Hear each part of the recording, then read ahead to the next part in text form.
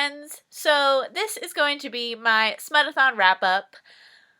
Originally, my plan was to have a reading vlog, but I was in a bit of a bad mood for a couple of days last week.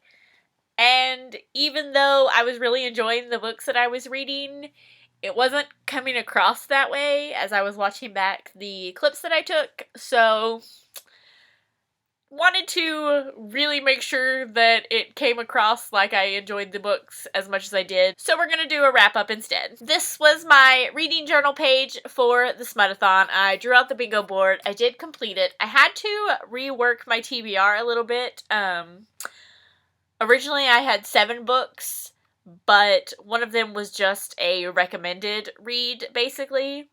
So some of the other ones worked out to where I had actually seen them recommended on BookTube. So like I said, I reworked it a little bit and I read 6 books. I read The Governess Game by Tessa Dare. This was my forbidden romance and my workplace romance and my recommended. I ended up giving this one, I wrote down 3 stars, but I actually think it would be 4 stars. I was kind of comparing it to some of the other books that I was reading at the time, and I don't know if I liked it to that level. But that's nothing against this book. That's the timing of when I read it and everything. So this is about Alexandra, who she's I think the technical term is a timekeeper, I think is what she was called. And she goes around to different people's houses and sets their clocks all back to the right time, like because this is before they had like satellites that could do it. She ends up at this one house and accidentally interviews for a governess position for Chase, who has recently become the guardian of 2 young girls. And he does not know what to do with them. Like I said, I think I would give this one 4 stars. I did really enjoy it. I also cried my way through The Ones Who Got Away by Ronnie Lauren. It actually wasn't as emotional as I thought it was going to be. I counted this one for the space of new author and out of my comfort zone, just because the subject matter of this one made me a little iffy on how well it could be handled, but I ended up giving this one 5 stars. It's about Liv and Finn, who have just now returned back to the town where they grew up in. It's been 12 years since they were there, because when they were seniors in high school, their town was the scene of a school shooting. And so they've been dealing, or not dealing with, a lot of PTSD from the situation. And they were secretly together in high school, but being from, like, different sides of town or whatever, they never made their relationship public.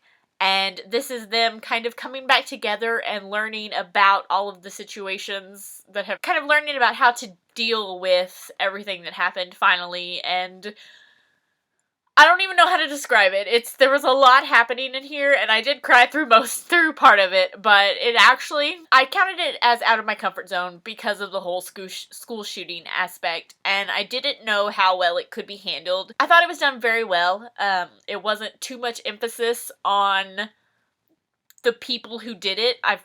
For some reason I thought that it was going to, and it didn't, so I'm really happy about that. I also read I Bet You by Elsa Madden Mills. This I counted as my fake dating square, and I gave this one 4 stars. It's about Penelope and Riker, and before this book begins, back kind of more towards the timeline of the first book in the series, Penelope wrote an article about Riker's involvement in all of the stuff that happened in book 1. And he kind of picks on her and kind of messes with her a little bit just to get back at her, really. But he makes his football team is doing, like, bets for homecoming week or something. And he makes her a bet that he can help her get the guy she has a crush on by if she pretends to like him. And it wasn't really fake dating, but I counted it as that anyway, just because I can. The last physical book that I read was Gypsy King by Daphne Perry. This was actually the first book that I read for Smutathon, and I read it all in one day. I gave it 5 stars, and I counted it as my enemies to lovers and my 2019 release squares. This is about Bryce, who has recently moved to the small town where her parents live now, and she is helping her father out. I think she's part owner of the local newspaper.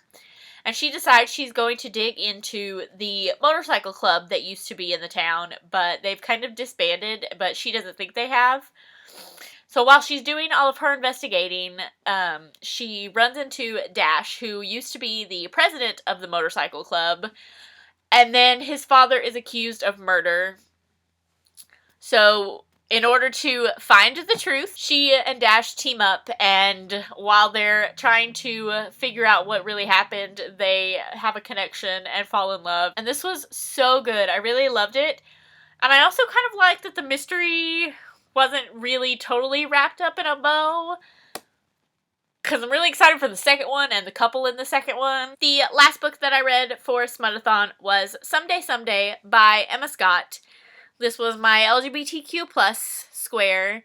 And again, I kind of cried my way through this one. I didn't read this one as fast as I wanted to, just because there was a lot happening in this book, and I really wanted to make sure I was giving it kind of the attention that it deserved. This is a male-male romance about Max and Silas, and without giving too much away, Max starts working as a healthcare provider for Silas's sick father, and there was a lot happening in this book. It took on a lot, I feel like. I did give it 4 stars. I did really like it, but like sometimes I would just be like, I don't remember which like subject we're dealing with here, and yeah.